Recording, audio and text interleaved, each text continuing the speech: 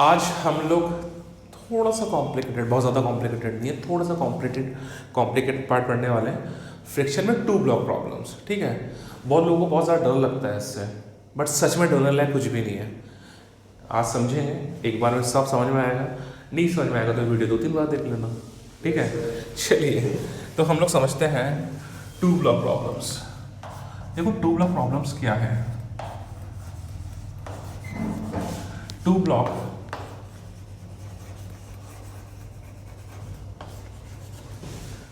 Problems, देखो to block problems क्या है। मैंने फर्स्ट लेक्चर में आपको बोला था ना, फर्स्ट लेक्चर में मैंने बहुत बेसिक से एक एग्जांपल दिया था कि एक डस्टर था, है ना।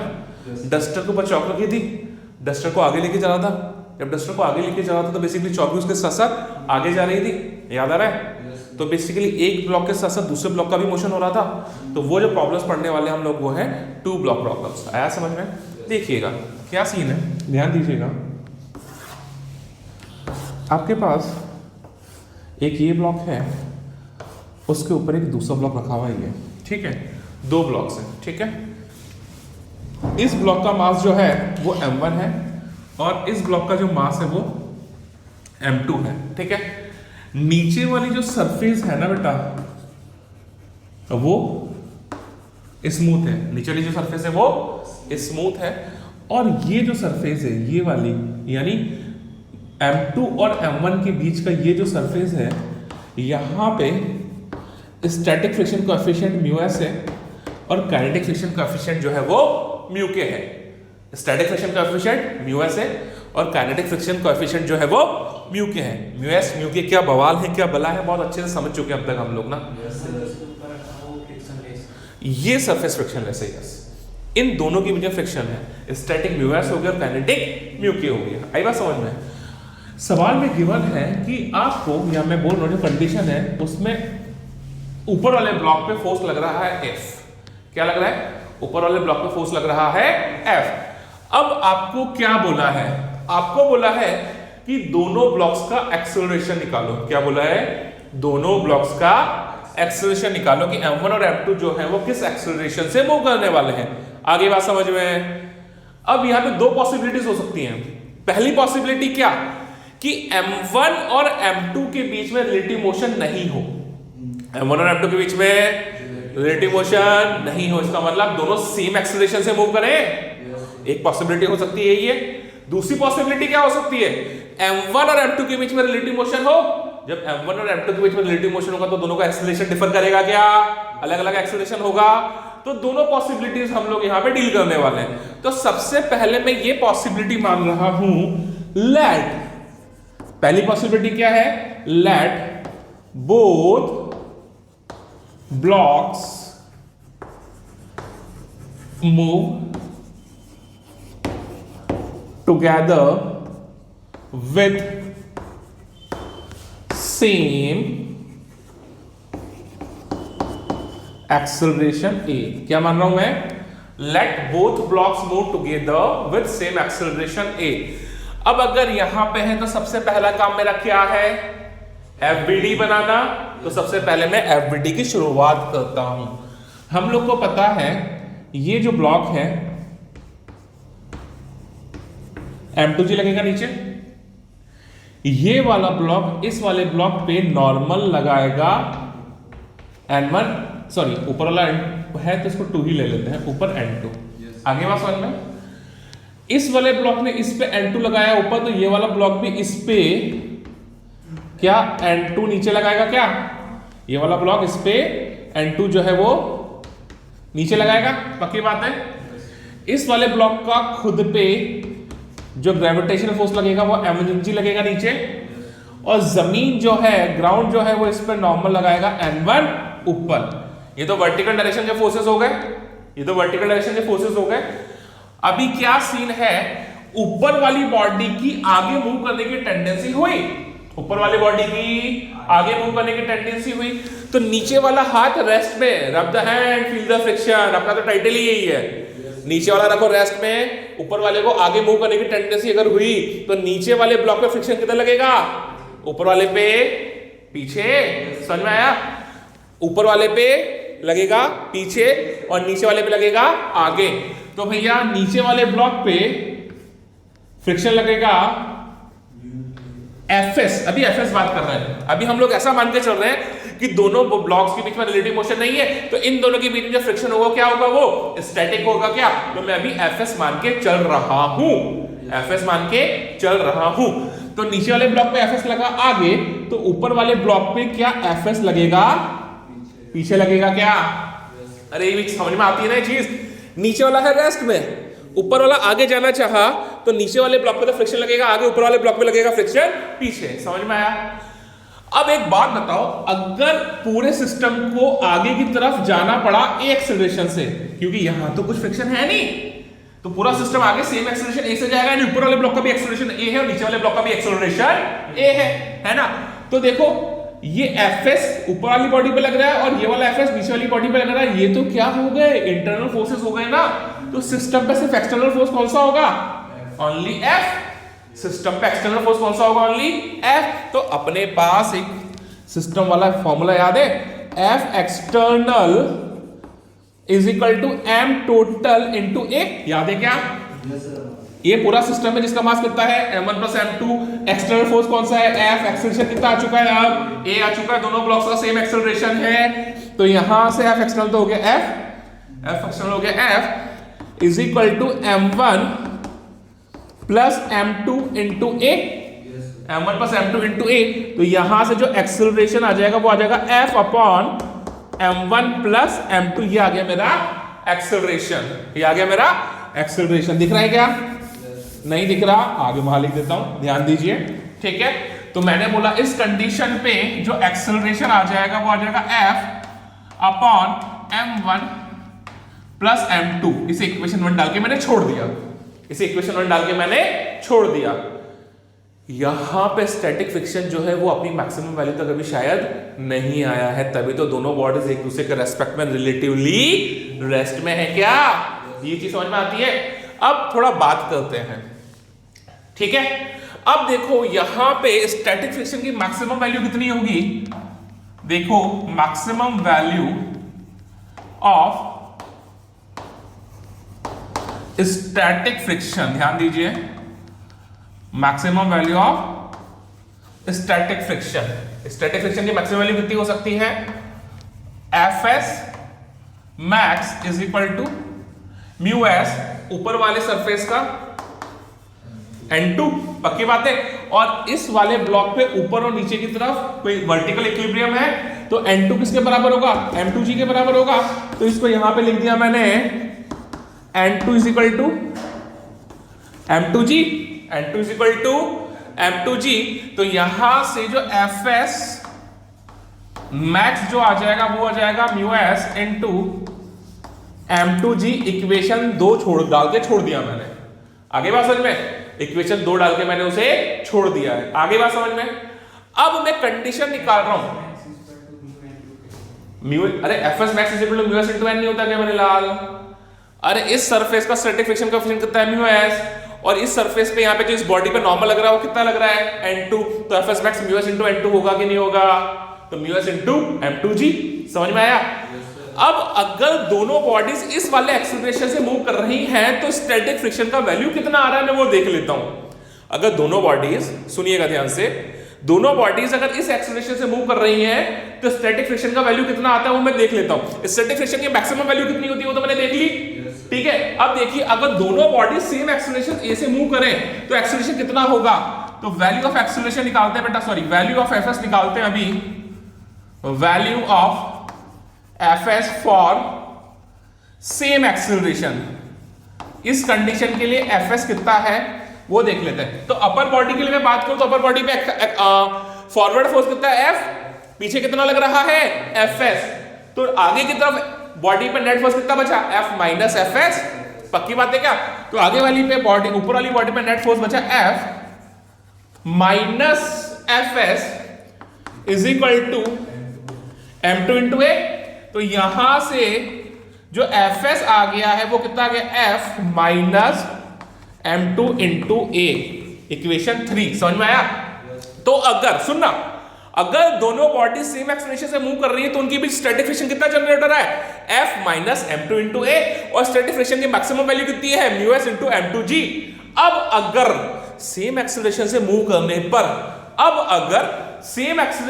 करने पर fs का वैल्यू, सुन रहे हो, अभी जो फ्रिक्शन जनरेट हो रहा है fs, उसका वैल्यू fs मैक्स से कम है। fs का वैल्यू जो अभी आया है ये क्या है, सेम एक्सेलरेशन से मूव करने पर a का वैल्यू में उठा के, ये रहा a का वैल्यू उठा के मैं यहां से डाल दूंगा तो मेरे पास क्या है, यहां से fs का वैल्यू आ जाएगा क्या। अब मैं चेक करूंगा कि अगर fs का वैल्यू fs मैक्स से कम है तो क्या होगा, fs का वैल्यू fs मैक्स से कम है तो फ्रिक्शन इतना इनफ जनरेट हो पा रहा है कि वो एक बॉडी के रेस्पेक्ट में दूसरी बॉडी को रिलेटिवली रेस्ट में रख रहा है। यानी हमारी एजम्पशन सही है और दोनों बॉडी जो है वो सेम एक्सेलरेशन से मूव कर रही है और एक्सेलरेशन का वैल्यू होगा ये। नहीं समझ में आया, दोबारा सुनो, कंसंट्रेट करो, इधर ध्यान दो। अगर मैंने दोनों बॉडी सेम एक्सेलरेशन से मूव कर रही है, वो a निकाल लिया, a कितना आया, F upon m1 plus m2, a कितना आया, F upon m1 plus m2। अब मैंने FBD से इक्वेशंस बना के fs निकाल लिया और इस a की वैल्यू को यहां रख दिया। यानी अगर बॉडी सेम एक्सेलरेशन a से मूव करेंगे तो fs का वैल्यू कितना आना चाहिए, F minus m2 into F upon m1 plus m2। वो डिपेंड करता है सब चीजों पे, ठीक है। तो यहां से मेरे पास fs का वैल्यू आ जाएगा क्या, fs मैक्स का वैल्यू मुझे पता है। अगर स्टैटिक फ्रिक्शन का वैल्यू अपनी मैक्सिमम वैल्यू से कम है तो एक बॉडी दूसरी बॉडी के रेस्पेक्ट में रेस्ट में रहने वाली है। स्टैटिक फ्रिक्शन का वैल्यू जो यहां आ रहा है इस एक्सेलरेशन से मूव करने पर, अगर वो अपने मैक्सिमम वैल्यू से कम है तो इसका मतलब एक बॉडी दूसरी बॉडी के रेस्पेक्ट में रेस्ट में है, यानी दोनों सेम एक्सेलरेशन से मूव कर रही है और उस एक्सेलरेशन का वैल्यू होगा F upon m1 plus m2। समझ में आया क्या, अभी आया, सवाल करेंगे और क्लियर होगा। तो यहां से क्या करूंगा मैं, यहां से मैं fs निकाल लूंगा। अब अगर ध्यान दीजिए, अब अगर fs का वैल्यू छोटा आ रहा है fs मैक्स से, fs का वैल्यू fs मैक्स से छोटा आ रहा है, इसका मतलब क्या, both bodies are at rest relatively. इसका मतलब both move with same acceleration a, और उस a का वैल्यू कितना होगा, F upon m1 plus m2। Concept clear है क्या, जल्दी से इतना उतारिए। एक बार हल्का सा रिव्यू वापस देता हूं। यहाँ पे क्या किया मैंने, यहाँ पे ब्लॉक 1 और 2 के बीच में तो फ्रिक्शन था, म्यूएस और म्यू के दोनों दिया हुआ था, बट जो ग्राउंड है, ग्राउंड पर आपको बोला ग्राउंड स्मूथ है, ठीक है। अब ऊपर वाले ब्लॉक पे आपके फोर्स लगा था समथिंग, तो आपको बोला था कि दोनों ब्लॉक्स का जो है आपको एक्सेलरेशन निकालना है।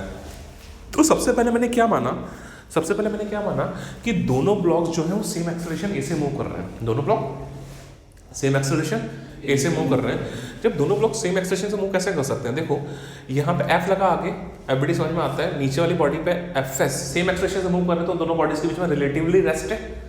सेम एक्सेलरेशन से मूव कर रहे हैं, एक बॉडी के रेस्पेक्ट में दूसरी बॉडी रिलेटिवली रेस्ट में है, यानी इनकी बीच जो फ्रिक्शन काम करेगा वो क्या करेगा, स्टैटिक करेगा। तो मैंने बोला इनके बीच में स्टैटिक फ्रिक्शन लग रहा है FS, तो नीचे वाली बॉडी पे FS लगा आगे, ऊपर वाली बॉडी पे FS लगा पीछे, ठीक है। ये F एक्सटर्नल फोर्स है, ये FS इंटरनल फोर्सेस है। तो इस पूरे सिस्टम में अगर रिलेटिव मोशन जीरो है आपस में, तो एक्सटर्नल फोर्स क्या है, F। आगे बात समझ में, तो हम लोग बोल सकते हैं कि F external is equal to total mass into A, अगर दोनों सेम एक्सेलरेशन से मूव कर रहे हैं तो F external is equal to total mass into A। तो यहाँ से F इज इक्वल टू कितना हो जाएगा, m1 plus m2 into A, और एक्सेलरेशन जो आ जाएगा वो आ जाएगा A upon F, sorry A is equal to F upon m1 plus m2। आगे बात समझ में। अब अगर दोनों बॉडीज इस एक्सेलरेशन से मूव करें तो एक बॉडी और दूसरी बॉडी के बीच में जो FS लग रहा था स्टैटिक फ्रिक्शन, उसका वैल्यू कितना होगा, एक बार मैं वो निकाल लेता हूं। अगर इस एक्सेलरेशन से बॉडीज मूव कर रही हैं तो FS कितना जनरेट हो रहा होगा, मैं वो निकालता हूं। उसको निकालने के लिए मैंने क्या किया, ध्यान दीजिएगा, यहाँ पे इस बॉडी पे F लग रहा है आगे और एफ एस लग रहा है पीछे, बॉडी का एक्सेलरेशन आगे की तरफ कितना है, अरे ए है ना, तो इस बॉडी के लिए अपन इक्वेशन बनाई, तो क्या इक्वेशन बनी, F minus F S is equal to m2 into A. तो यहाँ से इक्वेशन बनी, देखिए F minus F S is equal to m2 into A. तो यहाँ से एफ एस का जो वैल्यू हो गया है, ध्यान दीजिएगा, एफ एस का जो वैल्यू हो गया है वो हो गया है एफ एस का जो वैल्यू हो गया है वो क्या हो गया, ध्यान दीजिए यहाँ से एफ माइनस m2 इंटू ए। इस ए का वैल्यू उठा के मैंने यहाँ डाल दिया, इस ए का वैल्यू उठा के मैंने यहाँ डाल दिया, इस ए का वैल्यू यहाँ पे उठा के डाला मैंने, तो मेरे पास क्या आ गया, एफ एस आ गया। ये क्या आ गया, अगर ए एक्सेलरेशन से मूव बॉडी कर रही है तो बीच में कितना स्टैटिक फ्रिक्शन जनरेट हो रहा है।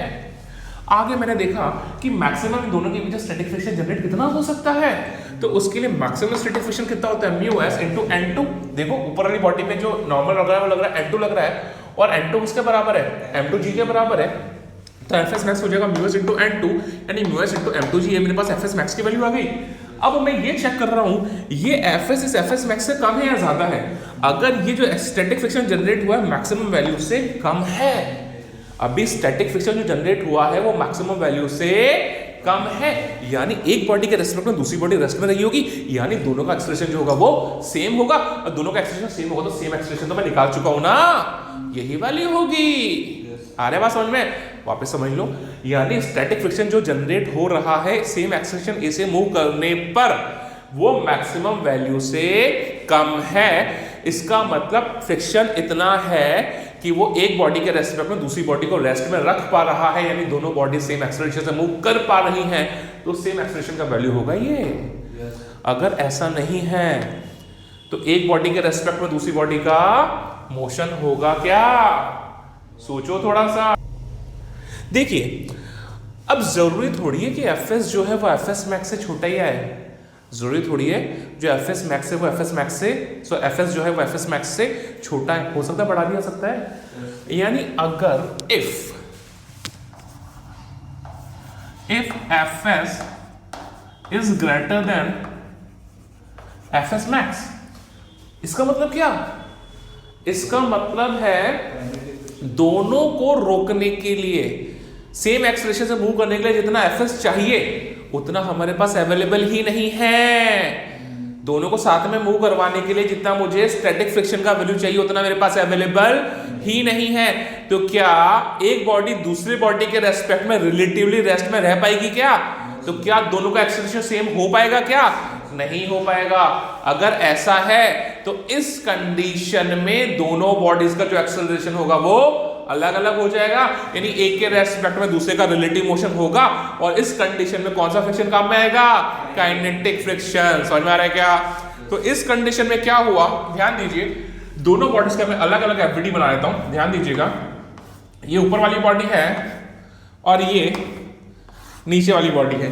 ऊपर वाली बॉडी का मास कितना था m2, नीचे वाली बॉडी का मास कितना था m1। ऊपर वाली बॉडी में एक्सटर्नल फोर्स लगा था F आगे की तरफ, ठीक है। ध्यान दीजिए यहां पे हम लोग को पता है m2g लगा था, यहां पे क्या लगा था n2 लगा था, यहां पे भी n2 लगेगा, यहां पे m1g लगेगा, और यहां पे क्या लगेगा n1। इस n1 और n2 का भी यूज नहीं है क्योंकि यहां नीचे वाली सरफेस में फ्रिक्शन अवेलेबल नहीं है। यहां पे F लग रहा था, ऊपर वाली बॉडी भागी आगे तो नीचे वाली बॉडी में फ्रिक्शन कितना लगाई आगे की तरफ, और इस बार जो फ्रिक्शन लगेगा वो क्या लगेगा F के लगेगा। क्या नीचे वाली बॉडी जो है वो अपर बॉडी में फ्रिक्शन लगाएगी किधर की तरफ, पीछे की तरफ F के। आगे बात समझ में समझ में आया। तो इस बार जो F के होगा वो कितना होगा, यहां से ध्यान दीजिए जो F के होगा, F के जो हो जाएगा वो कितना हो जाएगा म्यू के।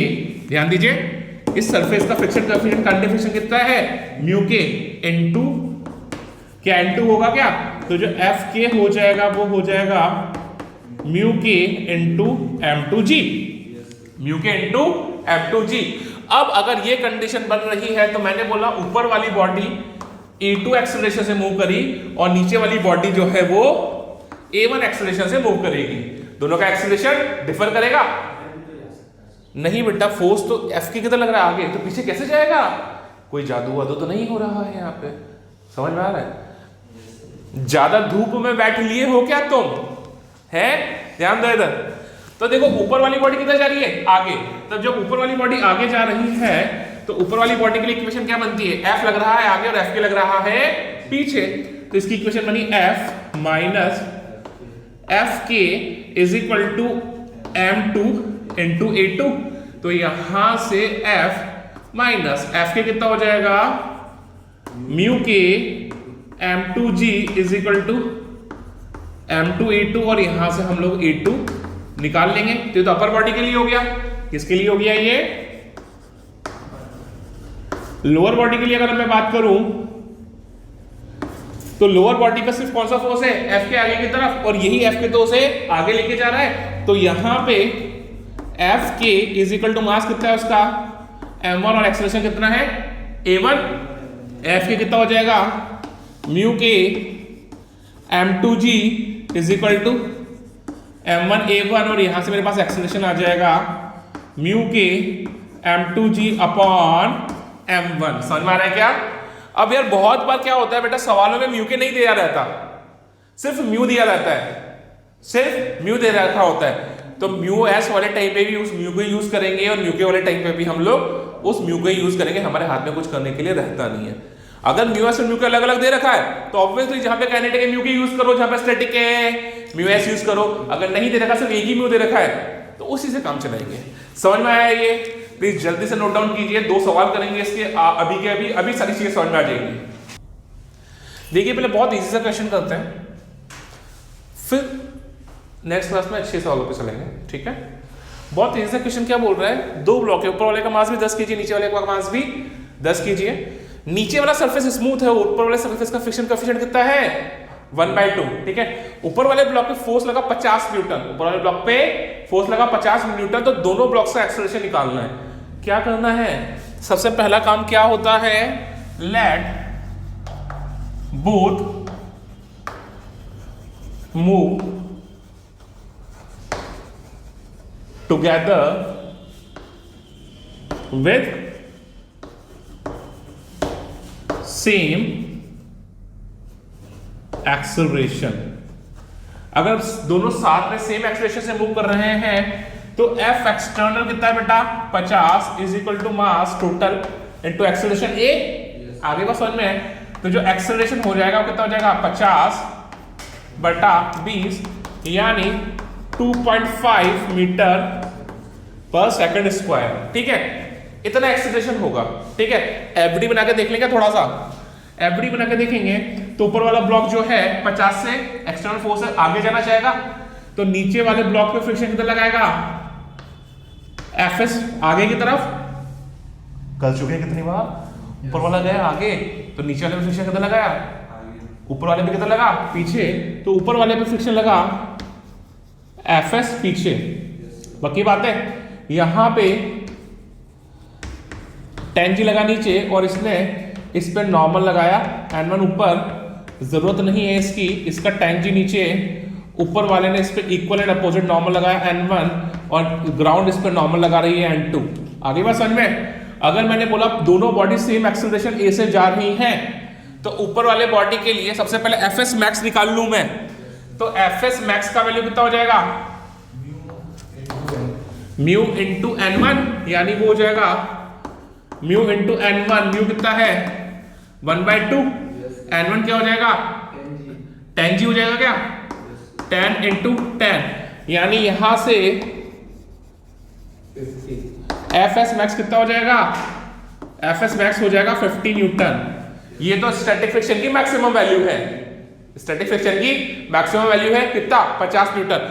अगर दोनों ब्लॉक्स 2.5 मीटर पर सेकंड स्क्वायर से जा रहे हैं तो Fs कितना जनरेट हो रहा है वो देख लेते हैं।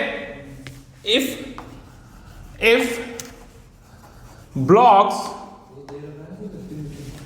50 न्यूटन एक्सटर्नल फोर्स ना बेटा, if both blocks move with same acceleration कितना 2.5 मीटर पर सेकंड स्क्वायर, ठीक है, तो जनरेटेड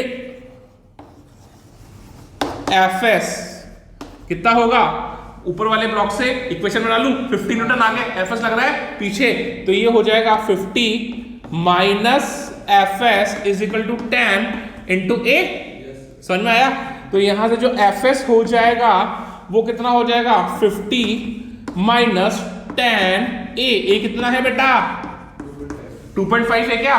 तो यहां से मेरे पास Fs कितना आ गया 25 न्यूटन। अरे लल्ला अगर दोनों 2.5 मीटर पर सेकंड स्क्वायर से जा रहे हैं तो Fs कितना जनरेट हो रहा है मात्र 25 न्यूटन।